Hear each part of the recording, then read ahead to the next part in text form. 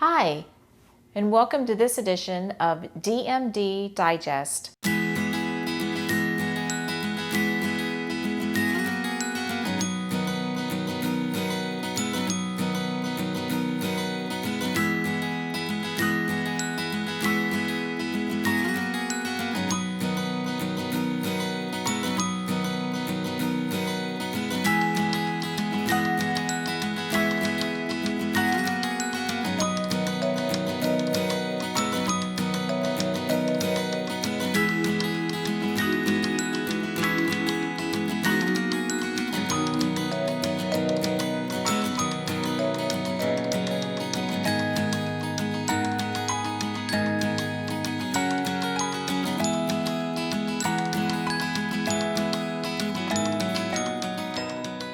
I'm Diane, and welcome. It's great to have you.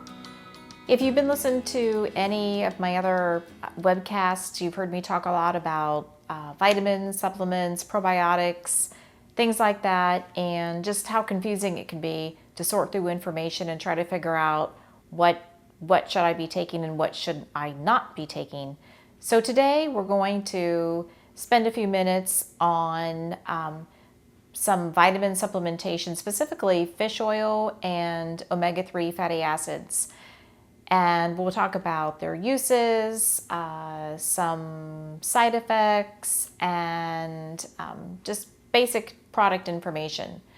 For one, I was actually kind of surprised with as much information that's out there on probiotics, and I actually did another webcast about probiotics prior.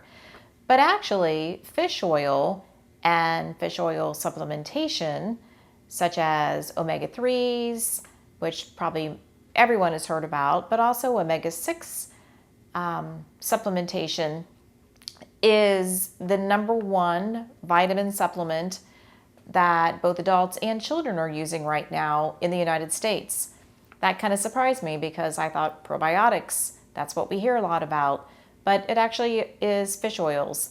So let's talk a little bit about that. So when we talk about omega-3 fatty acids, we're actually talking about several different things, and that can be kind of confusing as well. There are polyunsaturated fatty acids, there's essential fatty acids, there are different forms such as fish oil, krill oil, argan oil, alpha-linolenic acids. It gets quite confusing.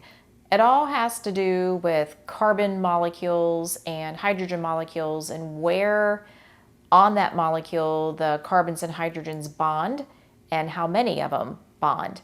I am not going to get into the chemistry of that because it gets confusing. But the important thing is we all need essential fatty acids.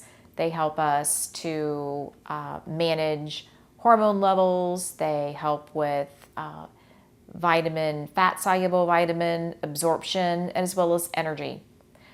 So fatty acids can be kind of broken down into different things. We have triglycerides, which we've probably all heard of.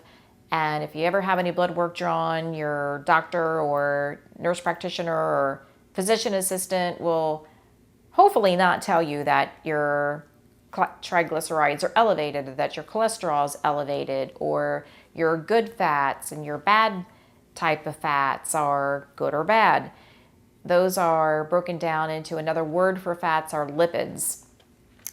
I'll mostly be talking the word fat during this presentation just to not confuse you. But triglycerides are a component as well as phospholipids and sterols. So about 95% of the lipids that are in foods and in the human body are, which are triglycerides, are in the form of fat. Lecithin, if any of you have heard of that name, is an example of a phospholipid, and cholesterol is an example of a sterol. So with that in mind, like I said, most of us are familiar with the terms saturated fats, unsaturated fats, and polyunsaturated fats. Without going into extreme detail, One thing that you really need to pay attention to when you're reading the back of a label is the hydrogenated fat component. The term hydrogenation means that you've introduced a molecule that is changing the liquid format of that fat into a solid or semi-solid. So a good thing to think of is anything that is hydrogenated has been kind of chemically altered. That's not a good sign. So if you think of like shortening, vegetable shortening, that's solid like Crisco, that's an example of hydrogenation, as well as margarine. So back years ago, the one thing that the American Heart Association was educating everyone about and doing lots and lots of research, and then it became familiar to advertise and put it in commercials that such and such of margarine or something was approved by the American Heart Association, or this was healthier for you because it was a margarine and it wasn't a butter, therefore it didn't have as much fat. But come to find out over the years, actually it's that hydrogenation process that makes those products undesirable and actually more unhealthy than the natural fat, which would be the butter component. So don't use margarines is the bottom line. Don't use a solid, even a solid vegetable oil. There are different oils that are healthier than others. Your nut oils, like walnut oils, are healthier. There's many different oils out there. Just that whole market can be confusing. But pay more attention to what type of oils are more helpful than others. Another thing to be cautious of are trans fats. And you'll see in package labeling and things the use of trans fats. That's not good at all either. And you'll see a lot of this type of information in like the labels and the ingredients on your snack foods. So things that have hydrogenation have trans fats, saturated fats, depending on what the source of the saturation is, are generally things that you want to stay away from. And surprisingly enough, even things like cereals, granola bars, certainly cookies, anything that's been processed, when you flip it over and read the ingredients, 9 times out of 10, you're going to see these different oils. Palm kernel oil, that's another one that is not a healthy oil to be using. So when we look at these, we talked about some essential fatty acids and polyunsaturated fatty acids. And of some essential fatty acids, there are 2 that kind of stand out. They are linoleic acid and linolenic acid, which is confusing. The linoleic acid is the ones that you're going to see more with omega-6 food groups, and we generally tend to eat enough omega-6 food groups. So therefore, I'm going to focus more on omega-3s. If you've done any reading at all, you'll have heard or read that we should be eating more omega-3s, and the best way to find those are in fish sources. Well, predominantly, it's the type of fish and it's the oil that's in the fish. So salmon, we've all heard salmon is a really healthy fish, and it is a really healthy fish, but it depends what type of salmon it is. Farm-raised salmons, farm-raised fish in general are not your healthiest source. Ideally, you want to get with a freshwater. Another type of fish that is high in omega-3s would be mackerel, sardines, herring. Now, if you're listening to this list, the first thing that comes to my mind is, first of all, I personally don't like fish. So that makes it a challenge. And unfortunately, every single fish I just named, I don't like at all. But most people out there like salmon, so that's a good thing.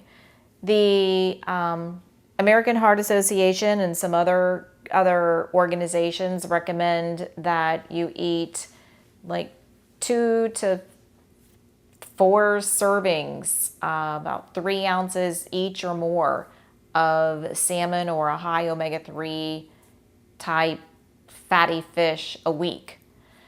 One thing to be cautious of with that in mind is if you are pregnant or you're breastfeeding.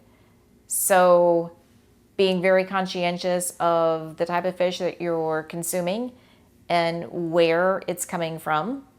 And the reason for that is looking at, there are certain fish out there that are healthy, good for you fish, but depending on where they're farmed, can also have high levels of mercury. Mercury is known to be a neurotoxin. So individuals, especially that are pregnant and or breastfeeding,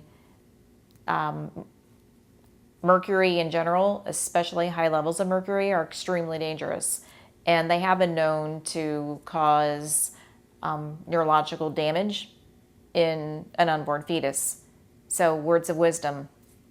Another thing that you want to look at is some side effects. Can there be side effects of eating too much herring or mackerel? Well, for me, besides the fact that, yes, I don't like them at all, so that would be a side effect. But in general, we all know that, especially if you can't eat it all, you have to take a supplement. And a side effect of some of the fish oils out there is that a lot of GI, gastrointestinal issues. If any of you have taken fish supplements, me included, you're very well aware of those fishy burps that you get. Even though I've used every product out there over the counter that says they're burpless, it doesn't work for me. So I'm still looking for a product out there that says it's burpless, and it actually is, and I don't feel like I've eaten a ton of fish afterward. Another thing to look at is they can cause, like I said, some GI upset, some nausea, some vomiting, intestinal issues, things like that. But those are some of the more common type things that you might see. Another thing to consider if you're using supplements is that you want to try to keep them out of direct light. Not many of us carry our supplements around like in the car or somewhere where they're exposed to direct sunlight, but just an idea out there. It actually is kind of a good idea. You can store them in the refrigerator or you can store them in the freezer. That can cut down on some of the belching, fishy burps that you can get and some of the gastrointestinal discomfort. But let's look at why would I consider taking them? What's the hype? Why are they good for me? And one of the reasons is, like I said, because we need a certain amount of fat in our diet to help with energy, fat absorption. Different fats are also used to build different hormones, which we need to be able to live and survive. There's been so many different claims that fish oil does this, it'll do that. There's so many different things. But after compiling through some of the research, actually the only thing that fish oil has been researched and found to truly be effective with is something called hypertriglyceridemia. Basically means your triglyceride levels are way off the chart. It has actually been shown to be effective for that. There's a pretty good likelihood that it's also effective in different cardiac or heart diseases. But other than that, the claims that it'll make you improve your memory, or that it can help with mental health illnesses, or it can help with dermatological, skin conditions, gastrointestinal conditions, those types of things, there really has not been any valid proof of any of that. One precaution, in addition to some of the side effects, things like that that you might remember me saying, there is a definite interaction with certain medications. So if you are interested in taking a fish oil supplement, predominantly omega-3s, and generally in your supplement you actually want to have a balance with your, on the back on the label, you'll often see like how much of the product is EPA and DHA. Those are the two components that you want your supplement to have. And one thing you definitely need to make sure of is that if you are on a blood thinner of any kind and some blood pressure medications, you definitely need to discuss this with your medical professional, because fish oils can actually affect the clotting factor and it can promote bleeding. So fish oils are always recommended. Consult with your prescriber first if you are on any type of cardiac medication in general, but particularly anything to help your blood to clot slower. So those are called anticoagulants. Be very, very cautious of that, because it could actually set you up for a long bleed. And definitely if you're preparing for a surgery, you would absolutely have to stop that.